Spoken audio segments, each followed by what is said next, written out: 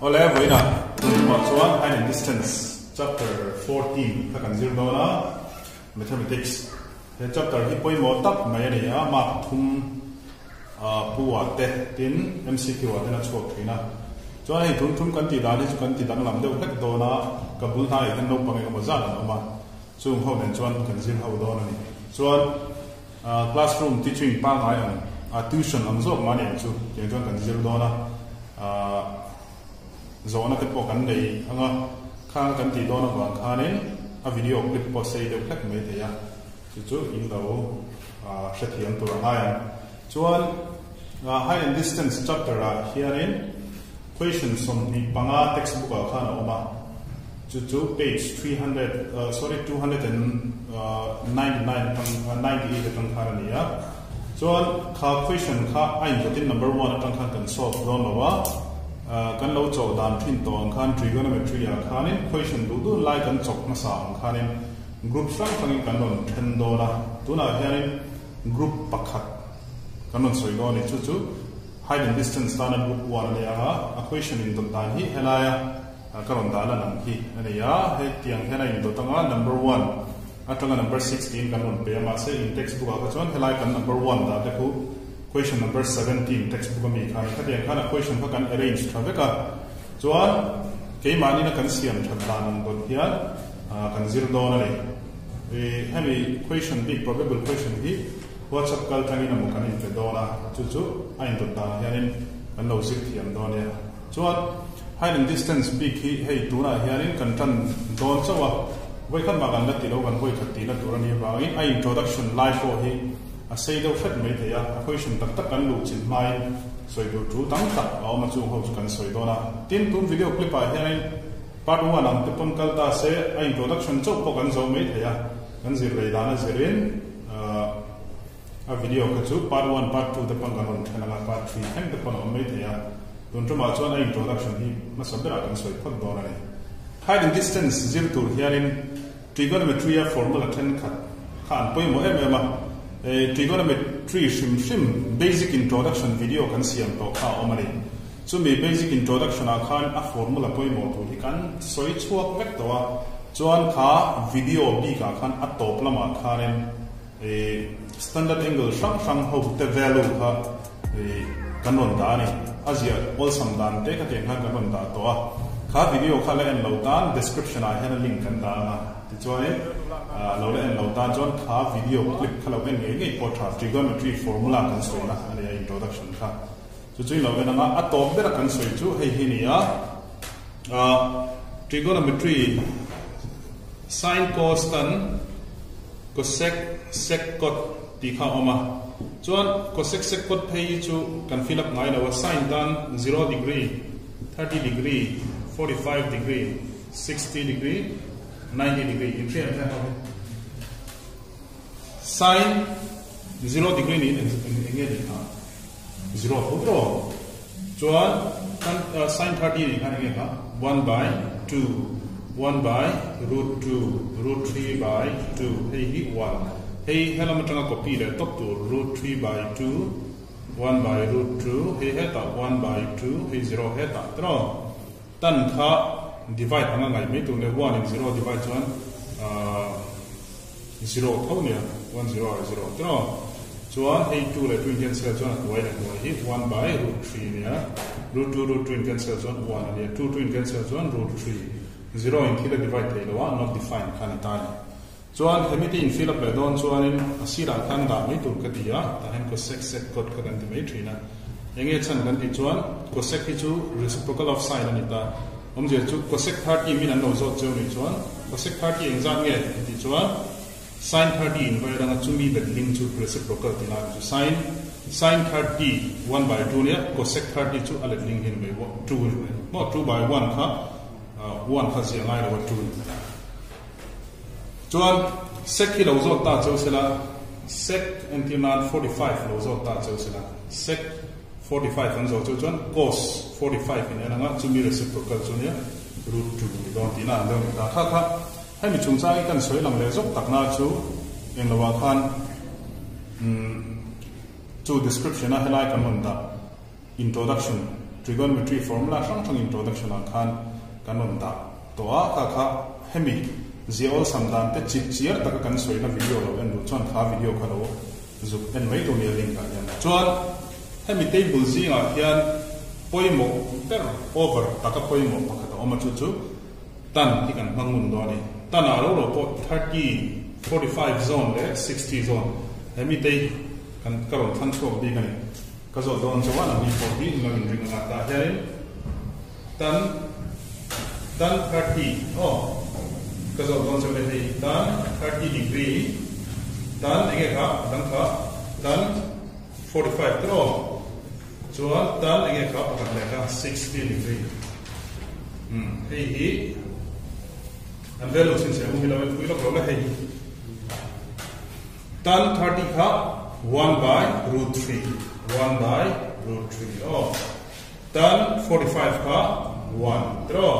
tan 60 degree kha root 3 hei hi kan mangun do ni sin te poi mo tho hei poi by heart vek thau tur ani ma se hei hi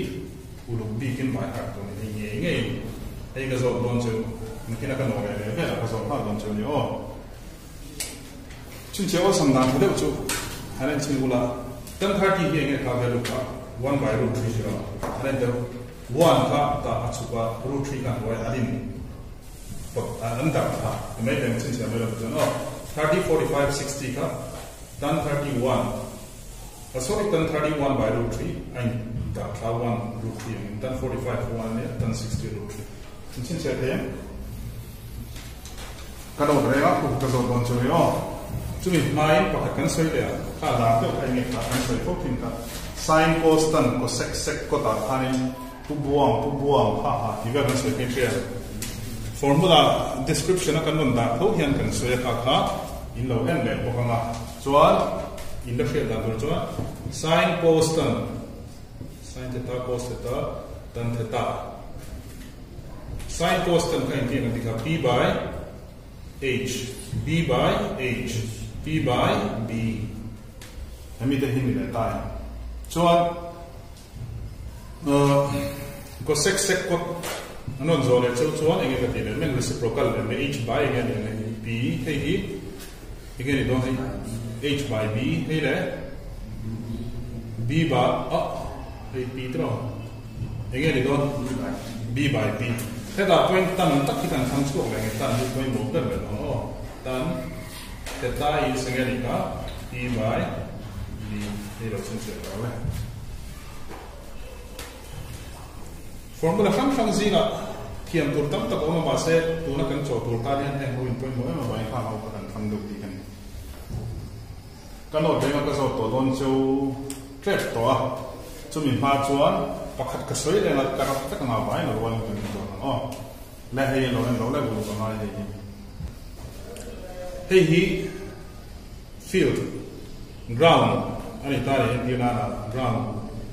new ta kan ta ni ding ta mo ding ta le ti na ka tiang kan ground ta na mun zo ni chu tro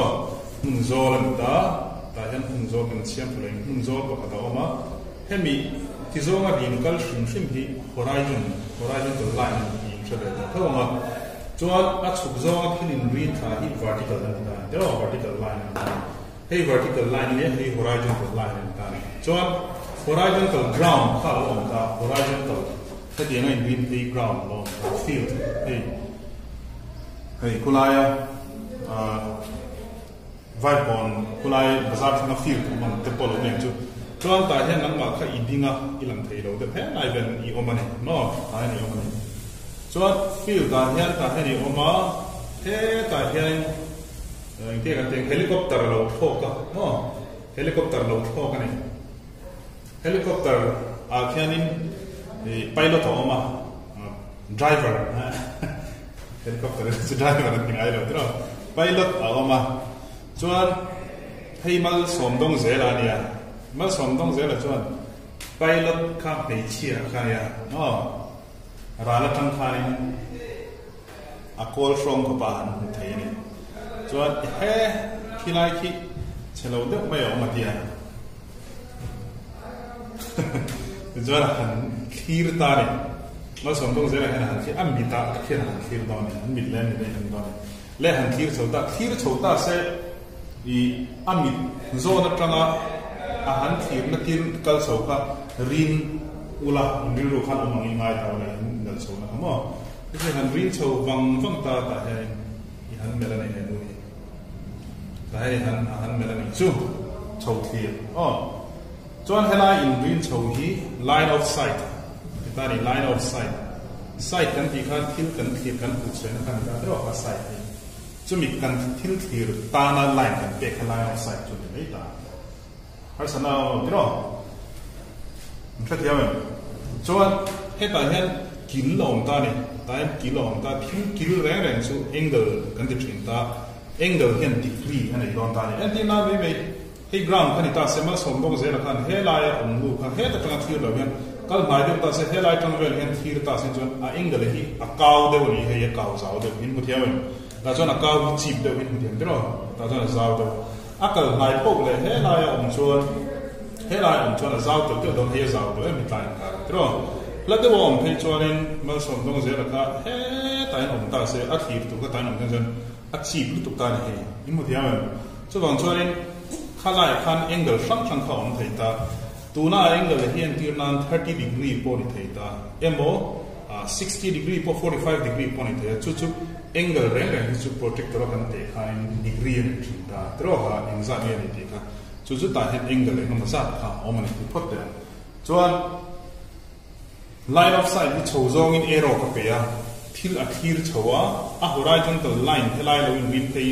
ground and hen tain angle siam ta helai angle mi tak hi angle of elevation titani angle of elevation and siamo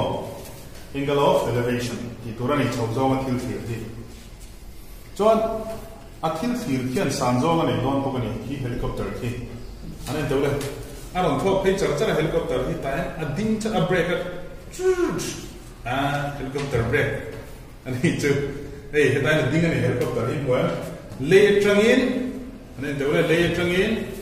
enganga sa nge he tholai on the jon koi de win tain win tai la asam zo chu ti tai la thil te don reng reng rin koi chi ni tro ha ground then a perpendicular nil at hian in rin turan ta nil at in ka rin nga hemi san zo hi om be bok ta ni hemi san zo hi vertical line ani he vertical in rin nga san zo ani ta mình chơi được còn headlight này cái gì đó thì cái horizontal line này headlight cái chú line of sight này cái chú height cái sản xuất cái này đó cái một vertical line của bộ tay là height of the helicopter nó sản xuất này chú cái sản nào vậy chuan headlight sản xuất height of the helicopter này là cái degree ra cái line này cái này 90 này cái đó này thil sanjong re ni angil tak 90 degree chat lo chon te lo tun a khoi hek ani chon 90 ni don lo ti koi phal ni lo helai sanjong a pian hi angil nge nge tun ti share to ni chuan angle kha he tan a viewer observer pa khan chojoin han thira horizontal line in angle si ni angle of elevation in kan sei ko ka na cheng zai tuna ve thung chuan ma som dong zela kha khi lai chuang nu khian aron bel chawani ti ria chuk zong in aron bel le ti zong kal dong ni miron bel tu pa khu a chete chiam lo thau ni kan bel tha de nge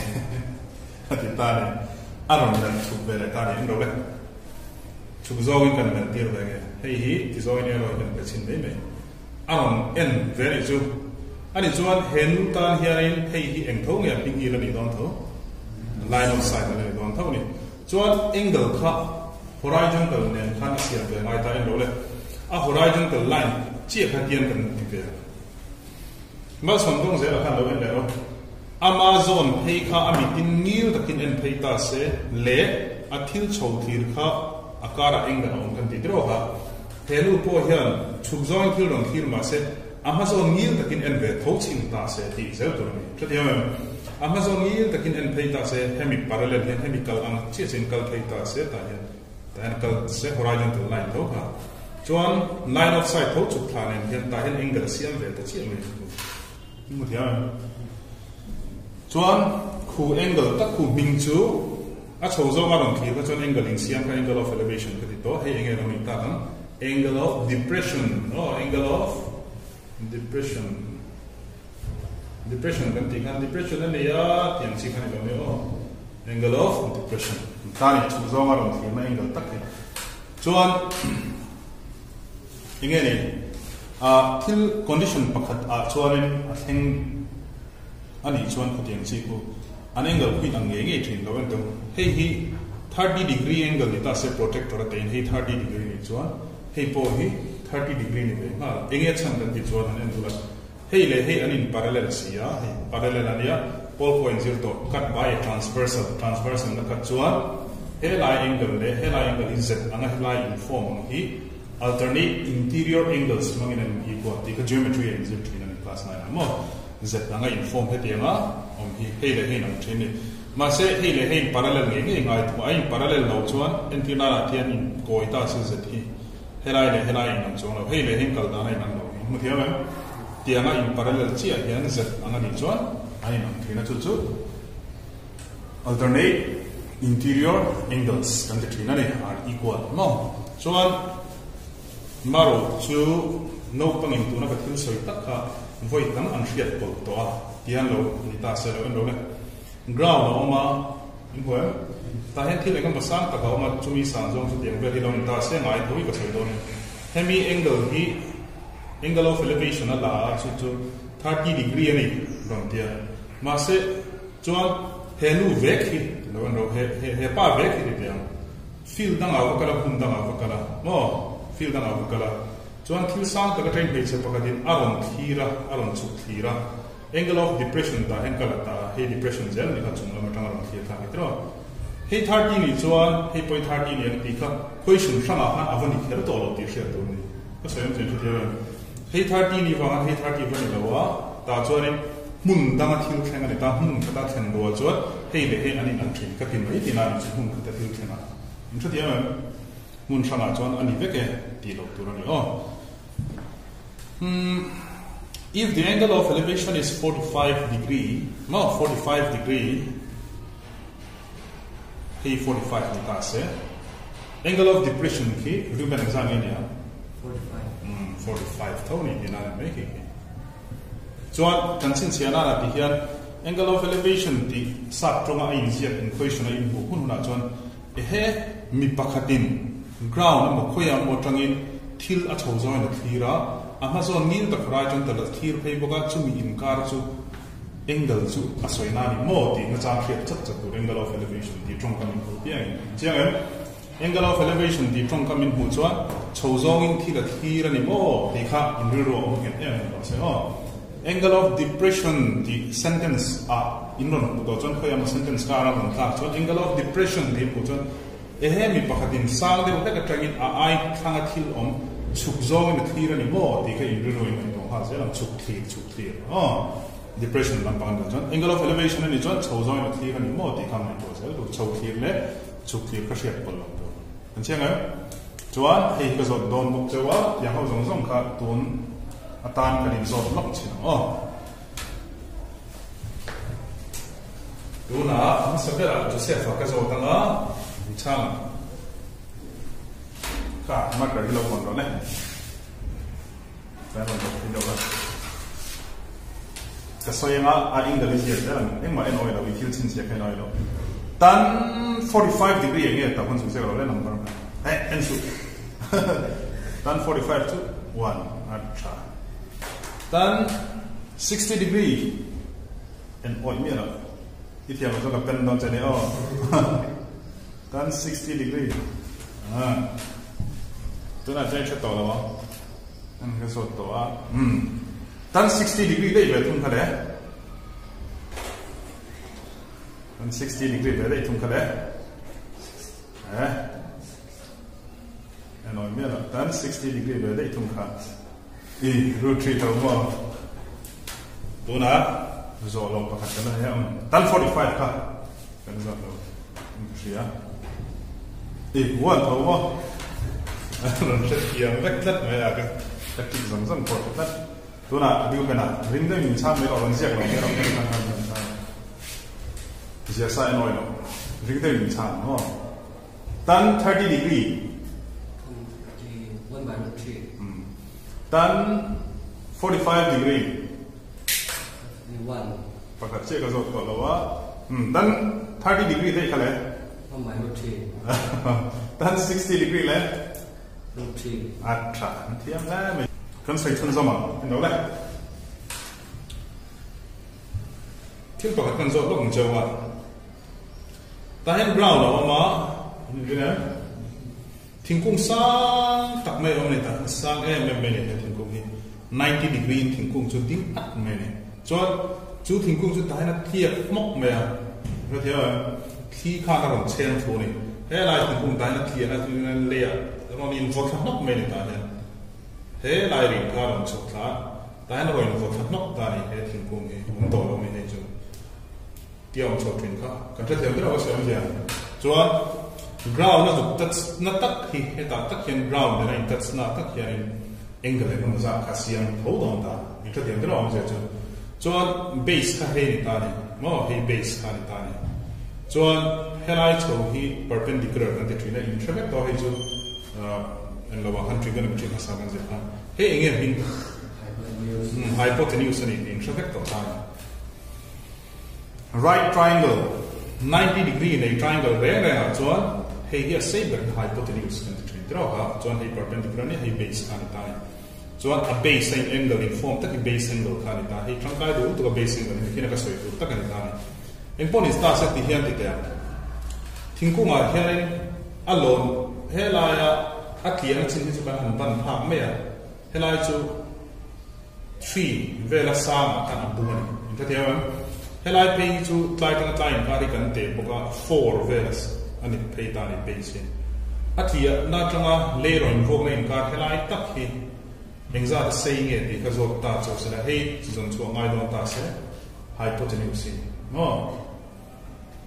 zon chu tiam ba no elinge Pythagoras theorem in zon chu any by using Pythagoras theorem draw Pythagoras theorem to again theorem has been done h square is equal to b square plus b square hey formula Pythagoras common draw chuan ta hian h kha kan zon tur ngai kha ni ta zon tur kha ni ta perpendicular 3 nia ma se hi p kha zang le ti kha 3 chuan p a 3 ka ta ma se nge ta lo square 3 square lo ne plus base kha zang le kha 4 nia 4 again in square draw h square is equal to 3 threes are 16 lo plus 4 4 are 16 8 square is equal to 9 plus 16 example 25 pero square hi lela ma ba pe kha ning pe thin kha square root in kala na h is equal to example in square anga he 25 5 chu 8 so example sang ya ni ta 5 ni tin na kan tha ya ma se ti hian le p hi shia lo ni zok ta se hypotenuse in shia base in shia he zong ro ko ti ta chu se na formula hi thoi kan mang thei h square is equal to p square plus nge ri thawa b square h I han nge kan fill up me thei h I mo nge kan nei sa to ba ya 5 kan nei sa to question da angin ka hang ha example ka dia p hi sam ngai don ta se ka ti na ni cho h ka 5 square na la p kan zang ya kan shell of the chi ka dia p square na b ang zang ya 4 square 5 bar and 25 p can be hello p square 4 4s are 16 so 25 pula yan 16 le here in chok thei lo 16 hi ava paying a 25 pula plus and ya in ngaron pe ya minus p square lo ma so 25 minus 16 hi 9 ni ta p square square le lam ava pay jo ning root so 9 square ya 3 ya and it's on b to 3 h walk le pe che ti na le chu h walk te tian hai he le he kim ta se he zon mai ta pon se Pythagoras theorem kana zon zel pe ro July ta ka sai du chu ung ngai tharo Pythagoras theorem hi a applicable hun chu ung ngai tharo a man thei hun chu eng tika kan ti chuan rin pathum ma hypotenuse rin ma perpendicular ma base ma hemite pathum side pathum zinga hian patni question in milo pesa ta se he le min pesa ta se pakhat kim lo ka hemi formula ma kan chok sel thei na chu chiang hei le hei pui lo om ta se hei om lo ta se om lo wa piang pakhat om lo wa adang pa hi om chung chuan Pythagoras theorem mang zel hela san thei ti thret to tuna ka sei thei nge ka pathian om chuan tina ni sa patni kan thiat sa chuan chiang patni kan thiat sa chuan a khoi mo ber patni kan thiat chuan om lo ber pakhat san chua zel thei ma se patni om ta lo ta ni hei poi om hek lo wa hei poi om chuang lo wa perpendicular po om lo wa hypotenuse po engma min pe lo wa base chok minon pe ta ni hei chok hi an tina minon pe ni base chok lo po hei chok po min pe de hei chok po engma mo ber pakhat chok min pe ta se tina ni chu in fact ya patni min pe du to lo pakhat chok min pe ta ni chu da chuan base min pe ta an de 4 ani perpendicular om lo wa hypotenuse po om hek lo wa chu ti chung chuan hei zong ro minon ti tho si ta ni emo hei zong ro ron ti tho si ta ni ani chuan Pythagoras theorem hin mang don chin ba ula bi aya kan 4 in da lu da tro bi aya da lu tu rom lo tro hei om don lo h aya kan da lu tu rom don lo ve ve pa hi da lu thei lo an ni chuan variable ka hin kim lo wa variable ka ti khan bi alphabet na om number hi number aya ho kan dai variable kim lo h le b o ma pakhat chi la ne integral kan cho mai na om tan ka tianga ta khan Pythagoras theorem ka applicable lo ko ti ni san chu ne ma ta chiang tro ma se Pythagoras theorem ma tang ron ko so vek thon ne trigonometry thawna an herrem ko ta chu da chuan poi mo de pakhat chu a base angle hi helai angle hi thing more ina tian thing ron thiak ta le ron sik tak helai angle of elevation tak kan chi elevation ka ti la hen pe dro 30 degree temoron ti ta se emo 60 degree temoron ta vai sanctuary hemi te pathum zinga kan pakhat chau min pe ma se hemi te omlo ma se he angle hi kan nei chuan hei le hi afa san chuan he ta tu na chu height and distance chapter kan zir tu chi ani do ti la ni chuan kan tha tiawan ani chuan kan hmang chin ala la lo ta han exam e ka ti nga 60 degree ka litro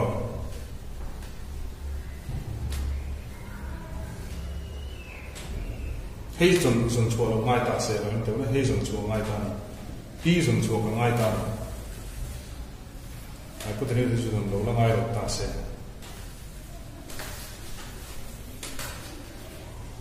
pi zong ro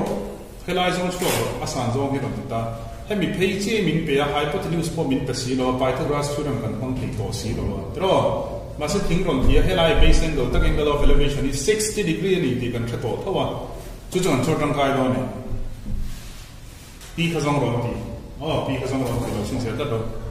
base hi ang zang ye for base kan ne ya tang kai na ani nge ni fi ta to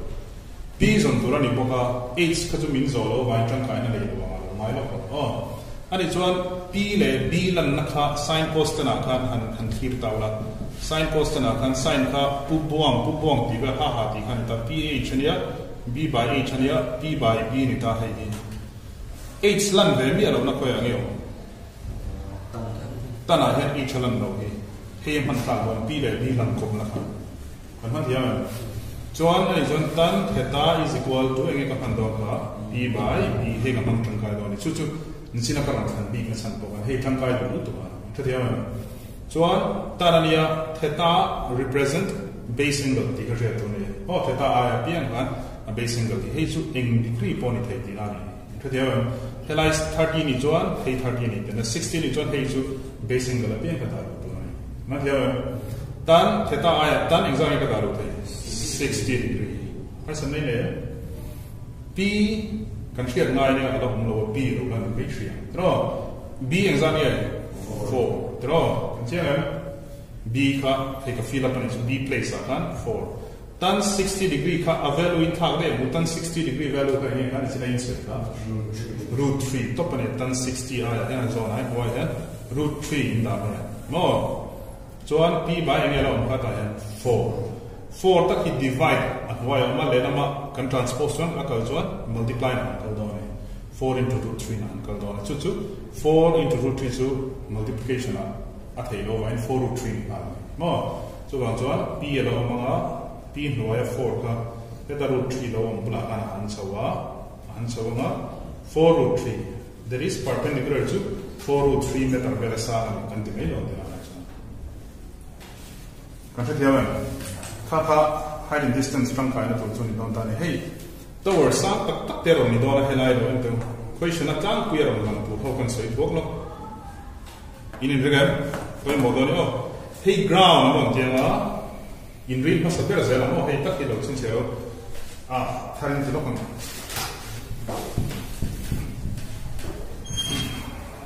ke in tiang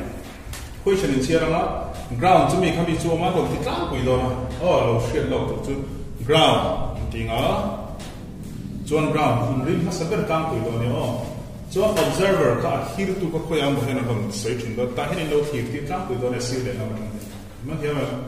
chuan a thil thir tu khan chin ka chuan example a khan helicopter ka tiam ka tuna chuan helicopter ni do lo in ti na tower sam tak tower chin che tro tower sam tak o ma chu mi chi pa chuan mi pa khata lo na ka in ti lum do kan lu pe to lo ka suam ka do na lo ti ni ne pa ya he da chang yan he ki ta ki zuam ka tum ma ti han hir che ma chu ti ya chu tower sam tak pon ti thea tin hey maybe tower or it may be building pon ti thea ka chu question in so ka ni mo ka chu ti ya building tower pon the poles ti ta pon so ti ya pole ban na ni ma ya chu ti ya thingku po tree pon ni thea dai san zong so in pole ni se poi lo ma do an example of tower kan ma chu he pan han chou thir to vang me te pon ti thea emo he pa zo kana zu thir vang ti thea chou thir ani ka chuan angle of ni se da ha angle of elevation chu zo wa thir angle so kan ti se ha angle of depression he mi san zo ka chu angle ni thei ka ti ha tower ni thea building ni thea pole on 3 point a lighthouse point lighthouse in train lighthouse chu ka sea level den ground kala the longer on kala long lo thir tu ang chi ka mo sa ta train lo chuna mo lighthouse train lo chun tha ti te po na kina on de khami lighthouse ka chu ka poni of swim ma po khani tian apa ava chun ka ain biak ka signal ni share tang chi pa nga tangin mo ka jeng do te po ka lighthouse pon ro ti thea tower ko hemi sa zo so en pon ni the tin two buildings pon ro ti kher thea building but standing on the opposite side of the other pakhat tan opposite han pakhat dinga te pon ro ti thea khang chu question na sirin kan lo siang ro ni chuan he chapter thil poi mo ber ka shi du chau chu in fine thanai an chau ni lo video lo en pon han in share chu he chapter ta thil poi mo ber chu acho dan thiam ai ma in a figure zia di apoi mo ti share to ne a figure in zia di lo chuan a calculation a eng ma pakhat ma dik thei to lo a figure thi kan zia dik nge nge to rani chu diang chuan mi pakhat na thira chu ti khati ati in draw dik lo pal chuan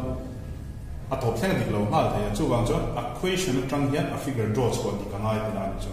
equation ni english begin anon sia ka simple do da win sa to anon banga chu wang chuan a har lo wa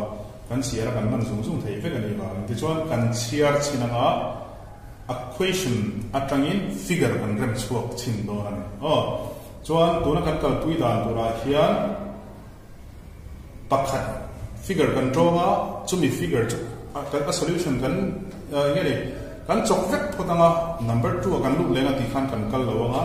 number 1 atanga number 6 tuna group 1 question atana kanlon da tu ho zongi common figure in ang vek ania figure ang khat vek ani dona chung ho zong chu question par group